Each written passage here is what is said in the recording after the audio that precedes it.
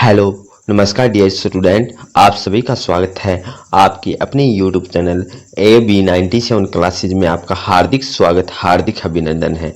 आज की इस क्लास में हम हिस्ट्री के मोस्ट इम्पोर्टेंट क्वेश्चन है वो हम डिस्कशन करेंगे। ये जो क्लास हमारी CAT एग्जाम के लिए इम्पोर्टेंट रहने वाले हैं, क्योंकि हम SSC घटना चक्कर है वहाँ से हम ये हिस्ट्री के मोस्ट इम्पोर्टेंट क्वेश्चन है MCQ वो हम डिस्कशन करेंगे। आज के इस सेशन को हम शुरू करते हैं। जो भी साथी इस यूट्यूब चैनल पे पहली बार आए हैं तो इस चैनल को सब्सक्राइब जरूर करें और आज के सेशन को हम शुरू करते हैं। पहला जो हमारा क्वेश्चन है, हर्षचरित के लेखक कौन थे? जो हर्षचरित के लेखक कौन है, तो इस क्वेश्चन में हमारा जो आंसर ऑप्शन सही रहेगा ऑप्शन ए, बाणभट्ट। बाणभट्ट है जो हर्षचरित के लेखक थे। तो बाणभट्ट किसका दरबारी कवि था? बाणभट्ट है हर्षवर्धन के दरबारी कवि थे। ये भी हमारा क्वेश्चन यहाँ से बन सकता है।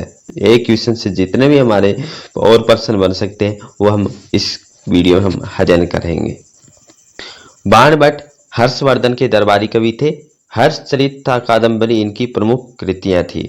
बाणभट्ट है, बाणभट्ट किसका दरबारी कवि था? तो हर्षवर्धन के दरबारी कवि थे।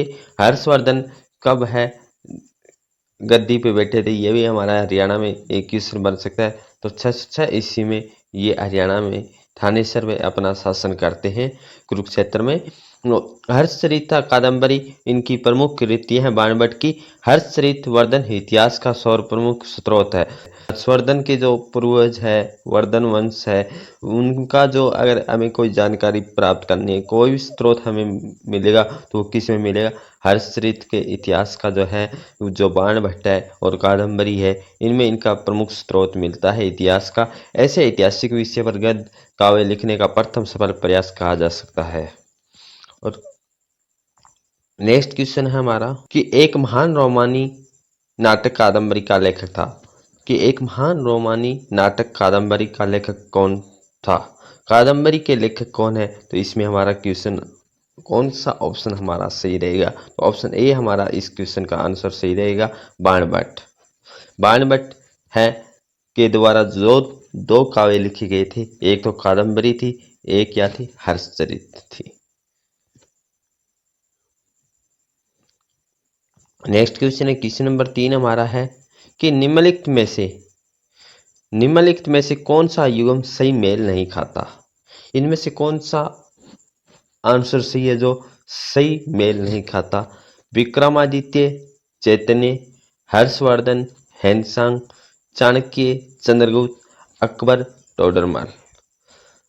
बात करें अकबर और टोडरमल, ये एक दूसरे से संबंधित थे। हर्षवर्धन और हेनसांग भी एक दूसरे से संबंधित है। चाणक्य और चंद्रगुप्त ये भी एक दूसरे से संबंधित थे। इनके शासनकाल में चाणक्य चंद्रगुप्त के समय था, हर्षवर्धन हेनसांग के समय थे और टोडरमल अकबर के समय थे। तो विक्रमादित्य चैतन्य ये हमारा ऑप्शन गलत है, सही मेल नहीं खाता। तो इस क्वेश्चन का जो हमारा आंसर सही रहेगा ऑप्शन ए। ऑप्शन ए इस क्वेश्चन का आंसर हमारा सही रहेगा। हेनसांग हर्षवर्धन के शासनकाल में उसकी राजधानी कनौज आया था। जो हेनसांग है हर्षवर्धन के शासनकाल में कनौज में आया था। चाणक्य अथवा कौटिल्य, विष्णुगुप्त। विष्णुगुप्त है किनका नाम है? चाणक्य या कौटिल्य का। चंद्रगुप्त मौर्य का गुरु व प्रधानमंत्री था। तो चंद्रगुप्त मौर्य का गुरु व प्रधानमंत्री कौन था? विष्णुगुप्त, कौटिल्य या चाणक्य। टोडरमल अकबर का राजस्व मंत्री अधिकारी था, जबकि चैतन्य बंगाल के शासक हुसैन शाह के समकालीन थे। तो क्या हमारा चैतन्य है वो कहाँ के शासक थे? बंगाल के शासक हुसैन शाह के समकालीन थे। नेक्स्ट क्वेश्चन हमारा है कि 13वीं शताब्दी में राजस्थान के माउंट आबू में प्रसिद्ध दिलवाड़ा मंदिर किसने बनवाया था? कि 13वीं शताब्दी में राजस्थान में माउंट आबू में प्रसिद्ध दिलवाड़ा मंदिर किसने बनवाया था? तो क्वेश्चन हमारा इंपॉर्टेंट है। जो माउंट आबू प्रसिद्ध जो दिलवाड़ा मंदिर है वो कहाँ है? राजस्थान में। कहाँ है? राजस्थान में। कौन सी शताब्दी में बनाया गया था? 13वीं शताब्दी में। किसके द्वारा बनवाया गया था? तो ये हमारा क्वेश्चन है। तो इसमें हमारा जो आंसर सही रहेगा ऑप्शन डी, तेजपाल के द्वारा। किसके द्वारा? तेजपाल के द्वारा। कौन सी शताब्दी है? 13वीं शताब्दी। कहाँ है? राजस्थान में। कौन सा मंदिर है? वो दिलवाड़ा प्रसिद्ध मंदिर है। ये माउंट आबू में किसके द्वारा बनवाया गया? तेजपाल के द्वारा। 13वीं शताब्दी में राजस्थान के माउंट आबू में प्रसिद्ध दिलवाड़ा मंदिर बंगेल गुजरात के बघेल वंशीय शासक वीर धवल के दो मंत्रियों वास्तुपाल एवं तेजपाल ने बनवाया था। ये मंदिर जैनियों के लिए समर्पित है। तो क्या हमारा इम्पोर्टेंट क्वेश्चन है? मोस्ट इम्पोर्टेंट क्वेश्चन यहाँ से भी बन सकता है। कौन सी शताब्दी में बनाया गया मंदिर है? 13वीं शताब्दी में। कौन सा है? राजस्थान का माउंट आबू में। कौन सा है? दिलवाड़ा मंदिर है। और कौन से शासक थे? गुजरात के शासक कौन से? बघेल वंशीय शासक किसके दो मंत्रियों के द्वारा? वास्तुपाल एवं तेजपाल ने बनवाया था। नेक्स्ट क्वेश्चन है, खजुराहो मंदिर का निर्माण किसके द्वारा करवाया गया था? खजुराहो मंदिरों का निर्माण है किनके द्वारा करवाया गया था? तो इस क्वेश्चन में जो हमारा कौन सा ऑप्शन सही रहेगा? इस क्वेश्चन का जो हमारा आंसर सही रहेगा ऑप्शन डी है। इस क्वेश्चन का हमारा आंसर सही रहेगा कि खजुराहो मंदिर का निर्माण किसके द्वारा करवाया गया था। ये हमारा क्वेश्चन है नेक्स्ट कि खजुराहो मंदिर का निर्माण किसके द्वारा करवाया गया था। तो इस क्वेश्चन का जो हमारा आंसर सही रहेगा ऑप्शन डी, चंदेल राजपूतों के द्वारा खजुराहो मंदिर का निर्माण करवाया गया था।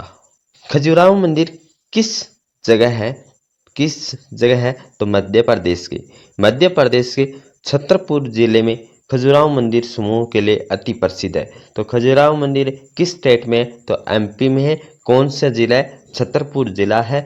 और इन मंदिरों का निर्माण कब हुआ था? 10वीं से 12वीं शताब्दी के में चंदेल शासकों के शासन काल में हुआ था। तो जो खजुराहो मंदिर है किसके समय हुआ था?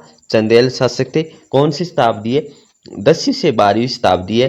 कौन सी स्टेट है? मध्य प्रदेश। कौन सी डिस्ट्रिक्ट है? छतरपुर।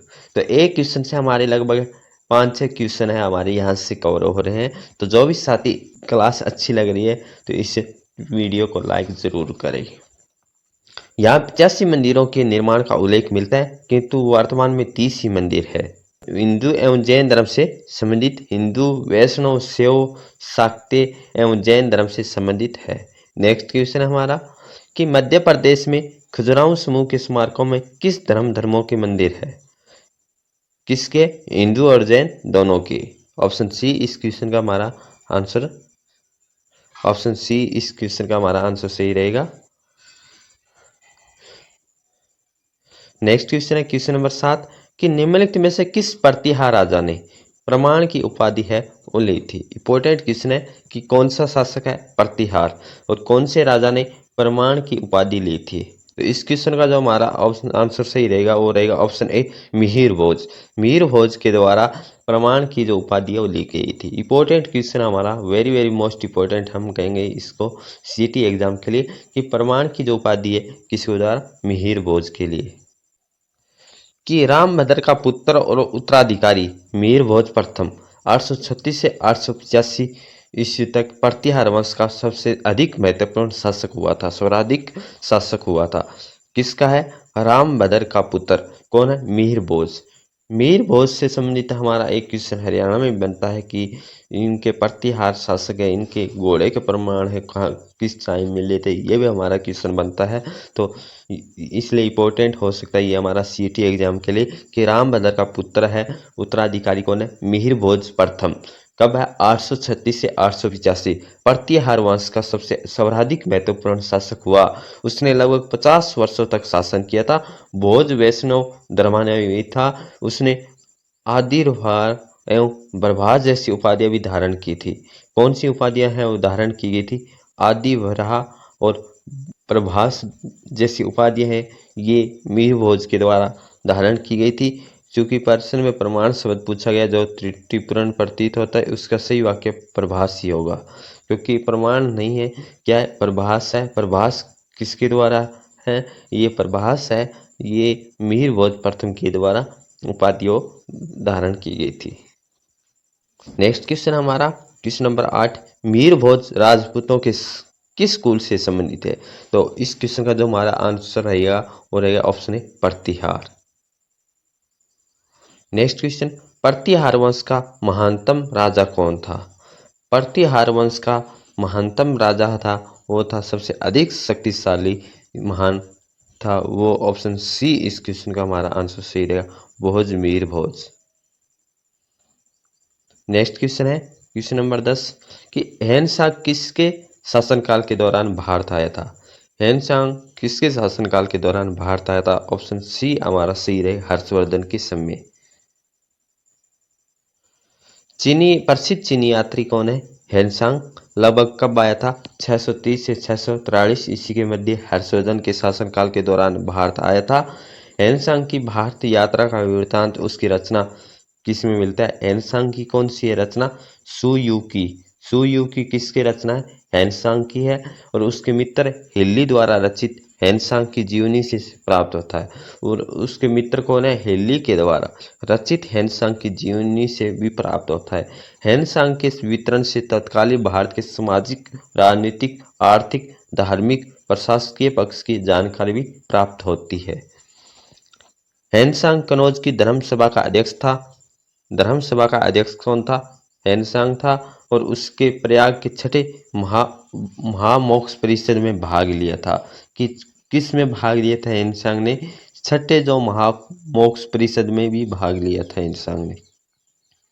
और किसके समय था, हर्षवर्धन के शासनकाल में भारत आया था। नेक्स्ट क्वेश्चन है उस चीनी यात्री का नाम था ये जो हर्षवर्धन के दरबार में आया था। इस क्वेश्चन का जो हमारा आंसर सही है ऑप्शन है हेनसांग। क्वेश्चन नंबर हमारा रहेगा 12 कि किसके शासनकाल में हेनसांग भारत आया था। तो इस क्वेश्चन का जो हमारा आंसर सही रहेगा ऑप्शन बी, हर्षवर्धन के समय हेनसांग भारत आया था। नेक्स्ट क्वेश्चन है हमारा प्रिंस ऑफ पिलग्रिम्स नाम किसे प्रदान किया गया था। प्रिंस ऑफ पिलग्रिम्स किसे नाम दिया गया है। तो इस क्वेश्चन का जो हमारा आंसर सही रहेगा option C, Hiuen Tsang. Next question है हर्षवर्धन को किसने पराजित किया था। हर्षवर्धन को किसने पराजित किया था। तो इस क्वेश्चन का जो हमारा आंसर सही रहेगा ऑप्शन बी, पुलकेशिन द्वितीय। हर्षवर्धन को दक्षिण भारत के शासक पुलकेशिन द्वितीय ने चालुक्य वंश से संबंध रखने वाले पुलकेशिन द्वितीय ने नर्मदा नदी के किनारे हर्षवर्धन को हराया था। कौन सी नदी है, नर्मदा नदी। और किस जगह, दक्षिण भारत के शासक कौन है, पुलकेशिन द्वितीय ने। नेक्स्ट क्वेश्चन है क्वेश्चन नंबर 15 है हमारा कि हर्षवर्धन का समकालीन दक्षिण भारतीय शासक कौन था। तो यही क्वेश्चन है जिन्होंने नर्मदा नदी के किनारे हर्षवर्धन को हराया था, तो वो था पुलकेशिन द्वितीय। ऑप्शन बी इस क्वेश्चन का हमारा सही रहेगा। नेक्स्ट क्वेश्चन है हर्षवर्धन की आरंभिक जो है शुरुआती राजधानी कहाँ थी। तो इस क्वेश्चन का जो हमारा आंसर सही रहेगा ऑप्शन सी, थानेसर। थानेसर इस क्वेश्चन का आंसर सही रहेगा। दूसरी राजधानी कौन सी थी, कनौज थी। और पहली जो थी वो थानेसर कुरुक्षेत्र में थी। हर्षवर्धन की प्रारंभिक राजधानी कौन सी थी, थानेसर थी। 605 ईस्वी में हर्षवर्धन के पिता प्रभाकर वर्धन की मृत्यु हो जाती है। हर्षवर्धन शासक बना 606 ईस्वी में और अपनी राजधानी कनौज बनाई। और इस उपलक्ष्य में हर्ष संवत प्रारंभ भी किया गया था, क्योंकि इस क्वेश्चन में जो सबसे पहले पूछा गया था वो था थानेसर।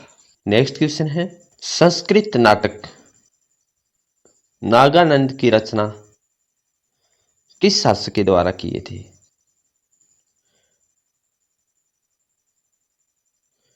तो इस क्वेश्चन का जो हमारा आंसर सही रहेगा ऑप्शन बी, हर्षवर्धन। हर्ष को संस्कृत के 3 नाटक ग्रंथों के रचयिता माना जाता है, प्रियदर्शिका, रत्नावली और नागानंद। बौद्ध धर्म से प्रभावित रचना है। इसके 5 अंक है। प्रियदर्शिका 4 अंकों का नाटक है जिसमें वत्सराज उद्यन की अंतपुर के पढ़ने कथा का वर्णन है। रत्नावली में भी 4 अंक है। ये नाटक वत्सराज था उसकी रानी, उद्यन था उसकी रानी, वासवदत्ता की परिचारिका नागरिका की प्रणय कथा का बड़ा ही रोचक वर्णन है। नेक्स्ट क्वेश्चन है क्वेश्चन नंबर 18 कि निम्नलिखित मध्यकालीन यात्रियों को उनके देशों के साथ मिलान कीजिए। तो पहला हमारा है मोर्को पोलो।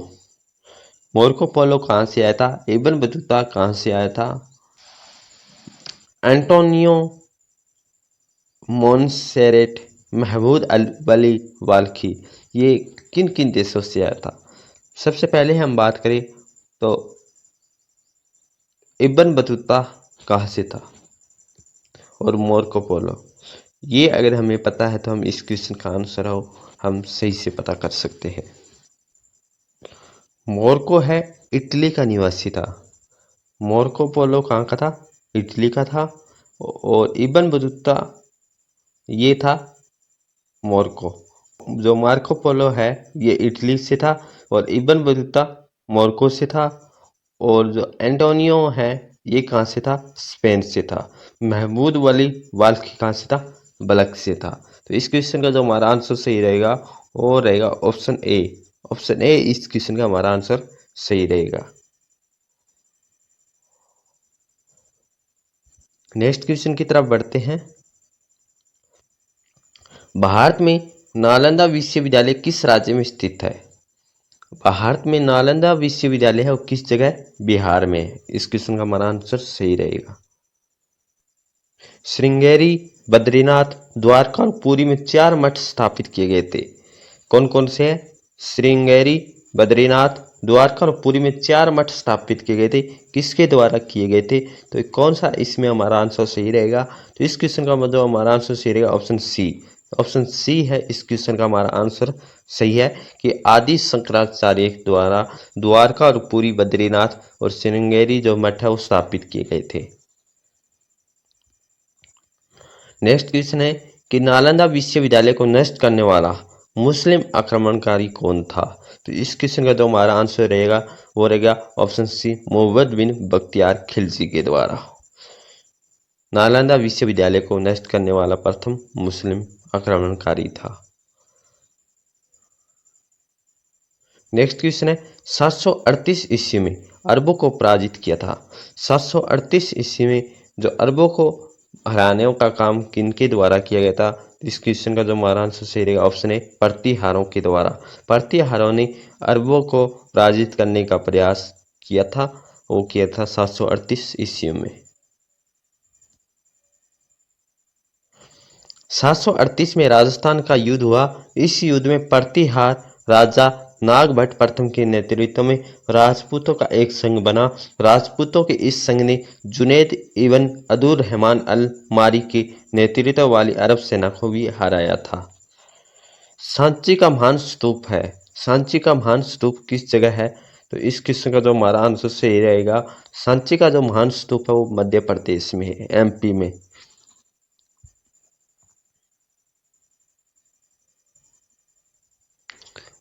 सांची मध्य प्रदेश के रायसेन जिले में स्थित है। इस स्तूप को सम्राट अशोक ने बनवाया था। प्रारंभ में ईंट से निर्मित था। उसके बाद शुंग शासकों के द्वारा इसका विस्तार पाषाण शिलाओं से किया गया था। स्तूप का व्यास लगभग 40 मीटर और ऊंचाई 16.50 मीटर है। इसके एक और जंगल में तोरण द्वारा अंदर सातवाहन भी जो सातवाहन युग में बनाए गए थे। नेक्स्ट क्वेश्चन हमारा, कोणार्क का सूर्य मंदिर किनके द्वारा बनवाया गया था? कोणार्क का जो सूर्य मंदिर है किसके द्वारा बनवाया गया था? तो इस क्वेश्चन में जो हमारा आंसर सही रहेगा ऑप्शन बी, नरसिंह देव प्रथम के द्वारा सूर्य मंदिर है जो कोणार्क में वो नरसिंह देव प्रथम के द्वारा बनवाया गया था। पुरी स्थित कोणार्क का विशाल सूर्य देव का मंदिर नरसिंह देव वर्मन प्रथम के द्वारा बनवाया गया था। यह मंदिर 13वीं शताब्दी का है। इस मंदिर के चारों ओर पत्थर के तरासे हुए 12 पहिए लगाए गए हैं। सूर्य के रथ का पूरा अभ्यास देने के लिए चबूतरे के सामने जो सीढ़ियां हैं उस 7 अश्वों की स्वतंत्र मूर्तियां लगी हुई है, मानो कि ये 7 घोड़े रथ को खींच रहे हैं। कोणार्क के सूर्य मंदिर को काला पैगोडा भी कहा जाता है। नेक्स्ट क्वेश्चन, गीत गोविंद के रचयिता कौन है? गीत गोविंद के रचयिता ऑप्शन बी इस क्वेश्चन का जो हमारा आंसर सही रहेगा जयदेव। गीत गोविंद के रचयिता जयदेव है। नेक्स्ट क्वेश्चन है, खालिस्तान सबसे पहले तोमर राजपूतों के काल में राजधानी बनी थी। तोमर के टाइम है कौन सी राजधानी बनी थी? तो इस क्वेश्चन का जो हमारा आंसर सही रहेगा ऑप्शन ए दिल्ली। दिल्ली है जो तोमर के समय राजधानी बनी थी। नेक्स्ट क्वेश्चन है, दीदा नाम की रानी ने भारत के किस भाग पर 980 से 1003 तक शासन किया था? तो किस नाम की रानी है? दीदा नाम की रानी है। वो किस भाग पर 980 से 1003 ईस्वी तक शासन किया था? तो वो थी ऑप्शन बी। ऑप्शन बी हमारा इस क्वेश्चन का आंसर सही रहेगा कश्मीर। कश्मीर के एक रानी है जिसका नाम क्या है? दीदा नाम, जिसने 980 से 1003 तक शासन किया था। तो आज जो हमारा टॉपिक था गुप्त काल से संबंधित, गुप्तोत्तर काल से संबंधित जितने भी क्वेश्चन थे ये हमने आज की इस वीडियो में डिस्कशन किया है। तो जो भी साथी इस यूट्यूब चैनल पे पहली बार आए तो इस चैनल को सब्सक्राइब जरूर करें। क्लास अच्छी लगी तो इसको लाइक शेयर और सब्सक्राइब जरूर करें। Thank you all of you. जय हिंद, जय भारत।